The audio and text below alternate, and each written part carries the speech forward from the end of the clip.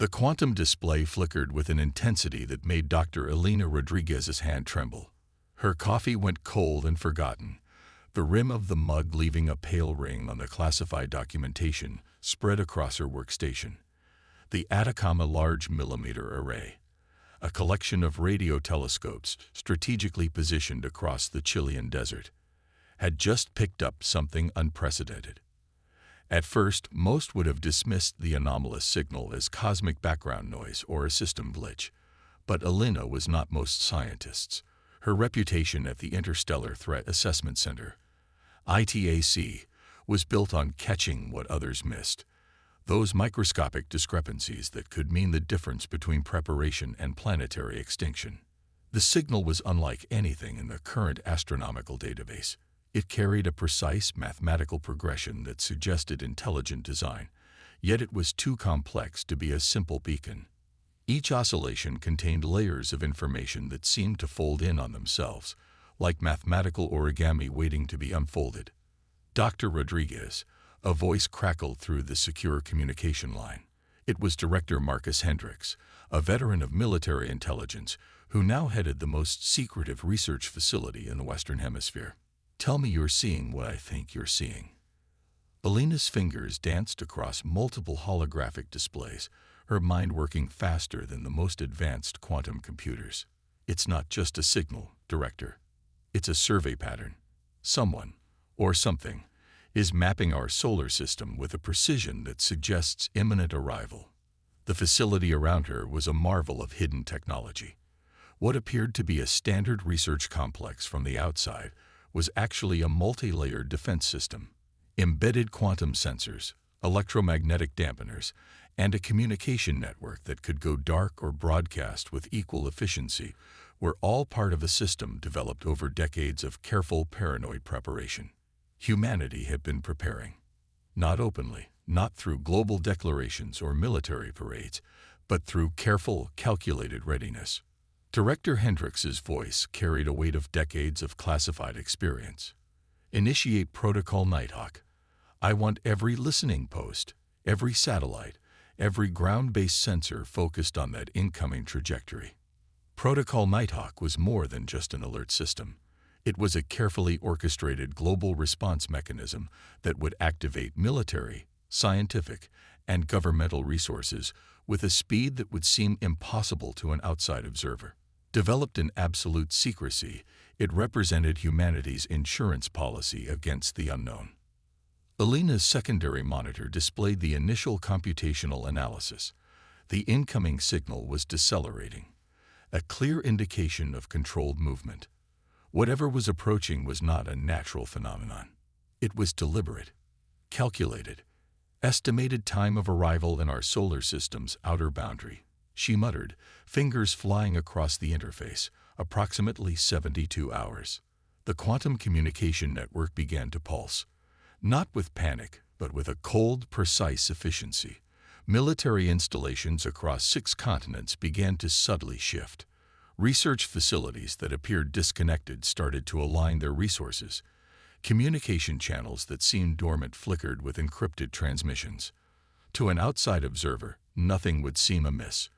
But beneath the surface, humanity was becoming a single, synchronized organism. Commander Voxnar of the Zorn Collective would soon discover that the planet they approached was anything but a simple, primitive world. Earth was a sleeping giant, decades of covert preparation hidden behind a veneer of apparent technological adolescence. Elena Rodriguez leaned back, her green eyes reflecting the cascading data. A slight smile played on her lips, not of fear, but of anticipation. Humanity had been watching the skies for a long time, preparing for this moment.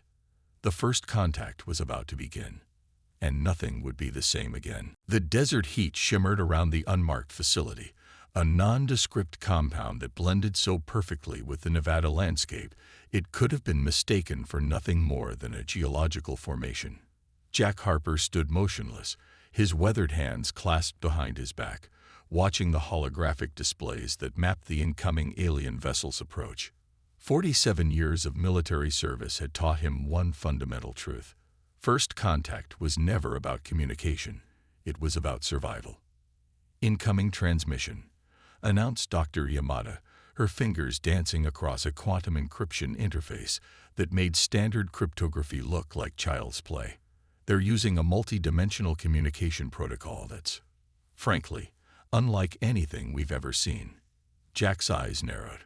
The alien transmission began as a cascade of mathematical sequences, complex geometric patterns that would have driven a lesser team to confusion. But this was no ordinary team. Each member had been selected not just for their expertise, but for their ability to think beyond conventional boundaries. "Run it through the adaptive linguistic matrix," Jack commanded, his voice a low, controlled rumble that suggested decades of carefully managed tension. The linguistic team, a diverse group of mathematicians, xenolinguists, and former intelligence operatives, began to dissect the alien communication. What the Zorn didn't realize was that humanity had been preparing for this moment for decades. Every conspiracy theory, every classified research project, every whispered government program had been quietly building towards this singular moment of potential first contact. Commander Voxenar of the Zorn Collective believed they were approaching a primitive planet. The transmission was designed to be both an introduction and a subtle display of technological superiority, a cosmic diplomatic handshake that had subdued hundreds of developing civilizations before. They were wrong. The first response came not as words, but as a carefully constructed mathematical counter-sequence. It wasn't a translation or an attempt to communicate in the aliens' language. It was a deliberate message. "We see you. We understand you. And we are not what you expect." "They're trying to establish a hierarchical communication protocol," Dr. Yamada observed, her voice clinical and detached. "Typical of species that approach first contact with an assumption of technological superiority." Jack Harper allowed himself the briefest of smiles. "Let's give them something to think about." The human response was a masterpiece of psychological warfare. Instead of submission or aggression, they responded with a transmission that was part mathematical proof, part philosophical challenge. It referenced complex theoretical physics, quantum entanglement theories, and subtle hints of technological capabilities that didn't quite align with the Zorn's initial assessment of Earth. Aboard the Zorn vessel, Commander Voxenar watched in growing confusion. Their advanced translation algorithms, which had successfully interpreted communications from over 403 galactic species, began to malfunction. The human response defied every known communication protocol. "It's not just a language," Voxenar muttered to their primary communication specialist. "It's a deliberate disruption." Each layer of the human transmission contained multiple levels of meaning. Where the Zorn expected a straightforward diplomatic exchange, they received a communication that was simultaneously a greeting, a warning, and a complex intellectual challenge. The chosen location for first contact was no accident. The Nevada Desert Facility was a facade, a carefully constructed stage that revealed exactly what humanity wanted to be seen. Sophisticated sensor arrays were hidden beneath seemingly mundane equipment. What appeared to be a simple research station was actually a multi-layered defensive position. Jack Harper knew the true art of first contact was not in what you said, but in what you implied. "Transmit the secondary protocol," he ordered. The message was deceptively simple. "Welcome to Earth. Proceed with caution." To the Zorn, it would seem like a straightforward greeting. But embedded within those few words was a quantum-encrypted data packet that provided just enough information to make the aliens realize they were dealing with something entirely unexpected. Dr. Yamada looked up, a rare smile crossing her typically neutral expression. "They're going to be confused for weeks." Jack's response was a low chuckle. "That's exactly the point." As the alien vessel continued its approach, humanity waited. Not with fear, not with aggression, but with a calm, calculated preparedness that would soon become legendary across the galaxy. First contact had begun, and nothing would ever be the same again. Dr. Akira Tanaka's laboratory was nothing like the sterile research environments the Zorn researchers expected. It was a controlled chaos of interconnected systems, biological samples, and cutting-edge technology that seemed to breathe with a life of its own. The Zorn observation team had been granted limited access, or more accurately, they believed they had been granted access. In reality, they were seeing exactly what humanity wanted them to see. Commander Voxnar watched through a quantum-filtered observation window as Dr. Tanaka prepared what appeared to be a series of environmental stress tests. The room itself was a marvel of adaptive technology, its walls capable of instantaneously reconfiguring molecular structures to create various environmental conditions. Subject Alpha 7. Tanaka spoke into her communication interface. Prepare for environmental adaptation, Scenario 37B. The test subject, a volunteer from a specialized military scientific program, stood motionless in the center of the room. What the Zorn didn't realize was that this was no ordinary human. This was the product of decades of classified research into human adaptability, genetic potential, and survival mechanisms. The room began to transform. Temperatures plummeted to -50 degrees Celsius. Atmospheric pressure fluctuated wildly. Radiation levels spiked to what would be lethal for most biological entities. Gravitational forces warped and shifted. The Zorn researchers leaned forward, expecting to witness biological failure. Instead, they watched in growing horror and fascination. The human subject didn't just survive. He adapted. Microscopic cellular changes occurred in real time. Metabolic processes shifted with impossible speed. Neurological patterns rewrote themselves, creating new neural pathways that compensated for the extreme environmental stress. Impossible, muttered Zorlek, the lead xenobiological researcher, his multiple sensory organs quivering with a mixture of fear and scientific excitement. Dr. Tanaka's voice was calm, almost disinterested. Cellular regeneration at 287% above baseline. Neuroplasticity showing unprecedented adaptive response. Metabolic reconfiguration complete. Commander Voxnar turned to the primary research analyst. Translate and analyze every single data point. I want to understand how this is happening. But understanding was precisely what made humans so terrifying. The test continued. The room became a crucible of impossible conditions. Atmospheric composition changed rapidly. Gravitational vectors shifted unexpectedly. Radiation levels fluctuated between barely survivable and instantly fatal. The human subject's body became a living, breathing testament to evolutionary potential. Cellular structures that should have collapsed under such stress instead began to modify themselves. DNA appeared to rewrite its own code in real time, creating temporary adaptations that would make most xenobiologists question their entire understanding of biological systems.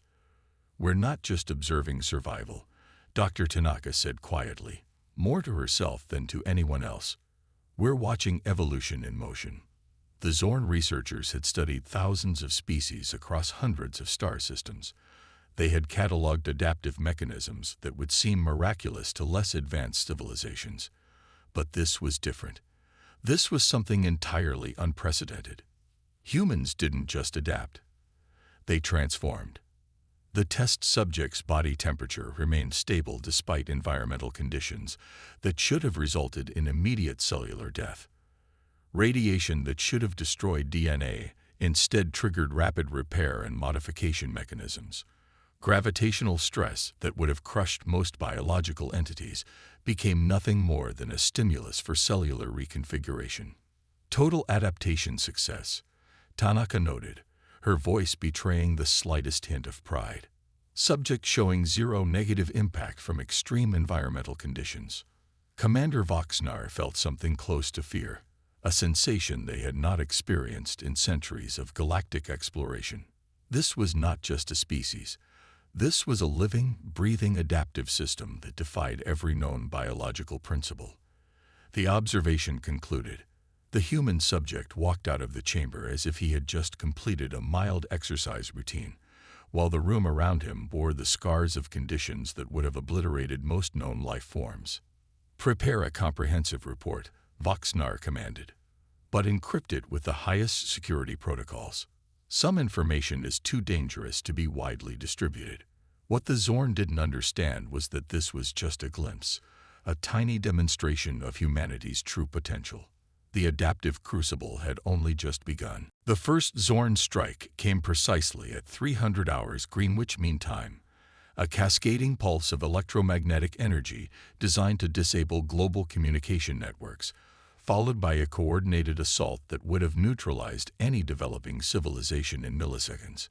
General Marcus Chen watched the initial attack unfold on a holographic display that looked more like a living, breathing organism than a standard military interface. Each incoming energy pulse, each weapon signature was mapped, analyzed, and countered before the Zorn even completed their transmission.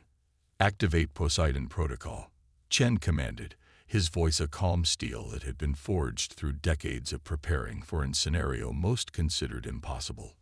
What the Zorn didn't understand was that humanity's defensive capabilities were not a single system, but a living, adaptive network that had been decades in the making.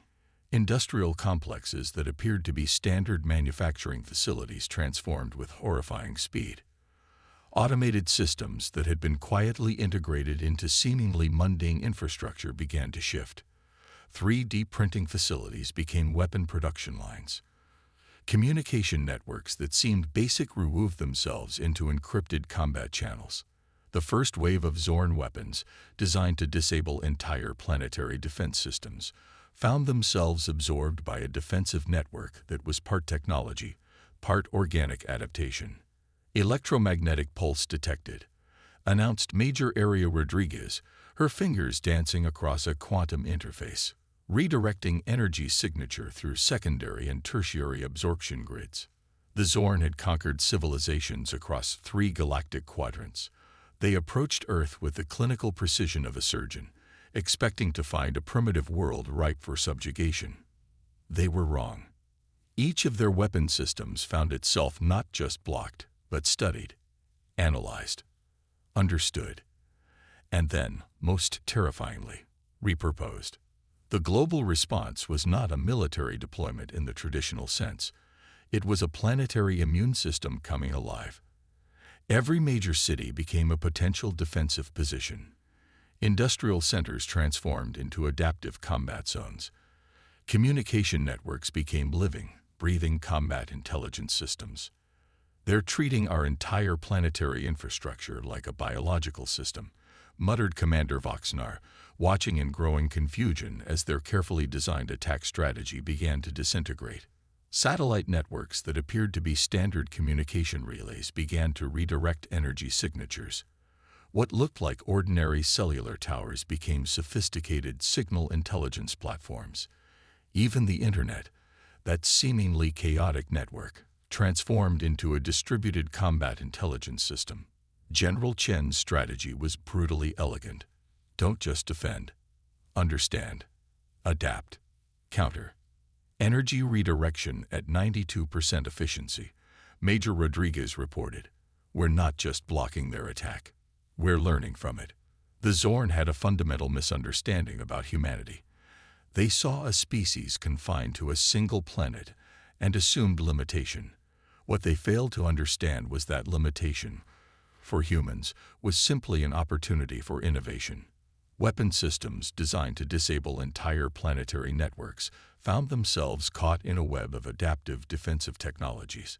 Each attack was not just blocked but studied, its energy signature analyzed and potentially weaponized. "Initiating counter-frequency modulation," Chen ordered. The response was unlike anything the Zorn had ever encountered. It wasn't just a defensive action. It was a comprehensive system of technological and strategic adaptation that treated the entire conflict as a learning opportunity. Entire cities became living, breathing defensive organisms. Industrial complexes that appeared standard transformed with a speed that defied conventional military logic. What looked like ordinary infrastructure became adaptive combat zones. They're treating the entire planet like a single, interconnected defensive system. Voxnar realized, a hint of something close to respect entering their voice. Within hours of the initial attack, the Zorn found themselves not just resisted, but comprehensively analyzed. Every weapon's signature, every attack vector was being studied, understood, and potentially turned against them. This was not a traditional military engagement. This was a planetary immune response, and humanity was just getting started. The first wave of the conflict concluded not with a traditional victory, but with the Zorn realizing they had severely underestimated their target. General Chen allowed himself the briefest of smiles. The real adaptation was only beginning. Dr. Elena Rodriguez stood before a wall of holographic displays, each one a living, breathing ecosystem of information. The room hummed with a quiet intensity that would have seemed impossible to anyone unfamiliar with humanity's most classified psychological warfare capabilities. "Target acquisition complete," she murmured, her fingers moving with a precision that blurred the line between human intuition and computational processing. The Zorn Collective believed they understood psychological warfare. They had subdued countless civilizations through carefully crafted communication strategies, breaking down resistance through sophisticated information manipulation. What they didn't understand was that humans viewed psychological warfare as an art form, a complex, multi-dimensional chess game where the board itself was constantly changing. Jack Harper stood beside her, a veteran of conflicts that would never be recorded in any official history. "How deep do we go?" he asked, his voice a low rumble that suggested decades of carefully managed tension. Elena's smile was something between a predator's grin and a mathematician's calculated approach. "All the way." The attack was not about destroying the Zorn's physical infrastructure. It was about dismantling their entire conceptual understanding of conflict, communication, and resistance. Their first move targeted the Zorn's communication networks. But this was no simple cyber attack. It was a comprehensive psychological deconstruction that would make their most advanced cryptographers question the very nature of information itself. Quantum encrypted data packets began to infiltrate the Zorn communication systems. Each packet was a work of intellectual art, a message that was simultaneously a communication, a puzzle, and a psychological trigger. Where traditional warfare sought to destroy, humans sought to understand, to infiltrate, to fundamentally reshape. Commander Voxnar watched in growing confusion as their communication networks began to behave in ways that defied all known technological principles.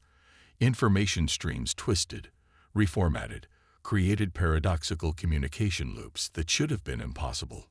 "It's not just an attack," one of the Zorn communication specialists reported, their multiple sensory organs quivering with a mixture of fear and scientific fascination. "It's a conversation." The human approach was brutally elegant. They weren't just breaking the Zorn's communication systems. They were teaching them an entirely new way of understanding communication. Linguistic algorithms embedded in the data packets began to work their magic. Each transmission contained multiple layers of meaning, mathematical proofs hidden within cultural references, philosophical challenges disguised as simple data streams. The Zorn found themselves engaged in a communication battle that was less about information and more about fundamental understanding. "We're rewriting their entire communication protocol," Elena explained to Jack, her eyes never leaving the holographic displays. "Not by force, by demonstration." Entire communication networks began to fragment and reorganize. The Zorn's hierarchical information systems, which had remained unchanged for centuries, found themselves adapting to a communication style that was part mathematics, part psychology, part pure human unpredictability. Major Area Rodriguez managed the global communication response. What appeared to be standard communication channels were actually sophisticated psychological warfare platforms. Every transmission was a calculated move, every piece of intercepted data a potential weapon. The Zorn had never encountered a species that could turn communication itself into a weapon of such profound complexity. Individual Zorn communication specialists began to experience what could only be described as an informational existential crisis. Their understanding of hierarchy, of communication, of conflict was being fundamentally challenged. "They're not just attacking our systems," Commander Voxnar realized with a growing sense of dread. They're teaching us an entirely new way of thinking. Each layer of human communication contained multiple levels of meaning. Mathematical proofs were hidden within cultural references. Philosophical challenges were disguised as simple data streams. The Zorn found themselves engaged in a battle that was less about physical conflict and more about fundamental understanding. By the time the first phase of the psychological warfare concluded, the Zorn collective found themselves in a state of comprehensive confusion. Their communication networks had been transformed from hierarchical systems to adaptive, almost living information ecosystems. Elena Rodriguez looked at Jack Harper, a rare smile crossing her typically analytical expression. "First lesson delivered," she said quietly. The real education was just beginning. The Zorn Collective's central command ship hung in space like a wounded leviathan, its once pristine systems now a labyrinth of cascading failures and psychological uncertainty. Commander Voxnar stood at the primary interface, watching as everything they had known about galactic conflict dissolved before their sensory organs. "Analysis complete," reported Sub-Commander Krell, their voice a trembling oscillation of uncertainty. "Our tactical algorithms, they're no longer functioning as predicted." The human assault was unlike any form of warfare the Zorn had encountered in their centuries of galactic dominance. It wasn't just about physical destruction or technological superiority. It was a comprehensive dismantling of everything the Zorn understood about conflict, survival, and intelligence. Each system the humans touched transformed. Communication networks became living, breathing entities that seemed to learn and adapt faster than the most advanced artificial intelligences. Defensive technologies that should have been impenetrable became porous, reshaped by an intelligence that viewed limitations as opportunities. A captured human researcher sat in the interrogation chamber, if "sat" was even the right word. Dr. Marcus Reyes appeared completely at ease, his posture relaxed, his eyes showing a disturbing level of intellectual engagement that made the Zorn interrogators increasingly uncomfortable. "You don't understand," Reyes said, his voice calm and almost clinical. "Survival isn't about resistance, it's about transformation." The interrogation had become something else entirely. With each question, the Zorn found themselves being subtly analyzed, their own communication patterns dissected and understood in ways that defied their most advanced psychological protocols. Commander Voxnar reviewed the mounting evidence. Planetary defense systems that should have been easily neutralized had become adaptive organisms. Communication networks transformed faster than they could be tracked. Every tactical approach the Zorn had perfected over centuries became obsolete within hours of engagement. "They're not fighting," Voxnar muttered, a realization dawning that sent tremors through their entire neural network. "They're evolving." The human approach to conflict was terrifyingly simple yet complex. Where the Zorn saw obstacles, humans saw puzzles to be solved. Where traditional military doctrine demanded rigid response, humans introduced chaos as a strategic tool. Industrial complexes transformed into weapon production lines with impossible speed. Communication networks became distributed intelligence platforms. Even civilian infrastructure became a potential combat resource. Sub-Commander Krell's report was a testament to human unpredictability. Energy redirection efficiency at 98.7%. Defensive adaptation rate exceeding all known biological response models. Tactical predictability. 0. Zero predictability was not a weakness, it was a weapon. Dr. Elena Rodriguez, monitoring the conflict from a facility deep beneath the Chilean desert, allowed herself a slight smile. The humans weren't just fighting. They were teaching the Zorn an entirely new way of understanding conflict, survival, and intelligence. They're experiencing collective cognitive dissonance, she explained to General Chen. Our approach is so fundamentally different from their understanding that their entire strategic framework is collapsing. The Zorn Collective had conquered civilizations across 3 galactic quadrants. They approached conflicts with a clinical precision that had subdued hundreds of developing species. Mathematical models predicted outcomes with near absolute certainty. Until now. Humanity introduced a variable that no algorithm could predict: pure, unadulterated adaptive potential. We're not just a species, Dr. Rice said during the interrogation, his words becoming a kind of philosophical weapon. We're a living problem-solving mechanism. The captured researcher became more than a prisoner.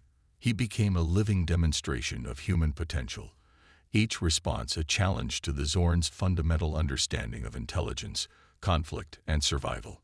Commander Voxnar realized with growing horror that they were not dealing with a traditional enemy.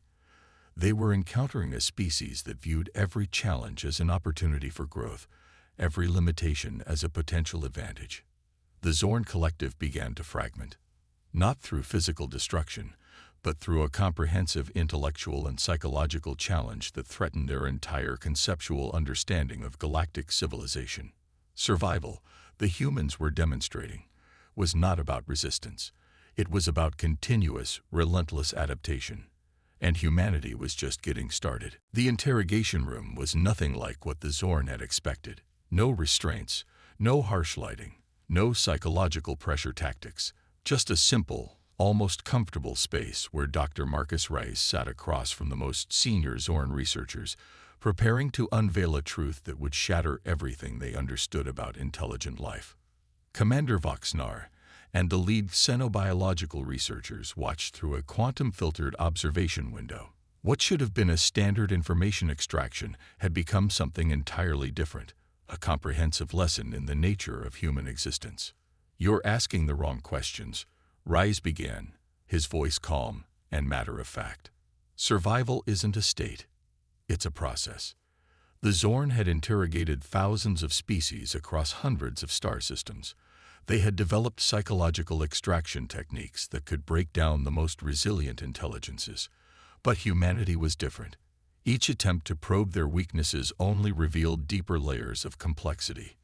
Dr. Elena Rodriguez stood in a nearby control room, monitoring every microscopic detail of the interaction.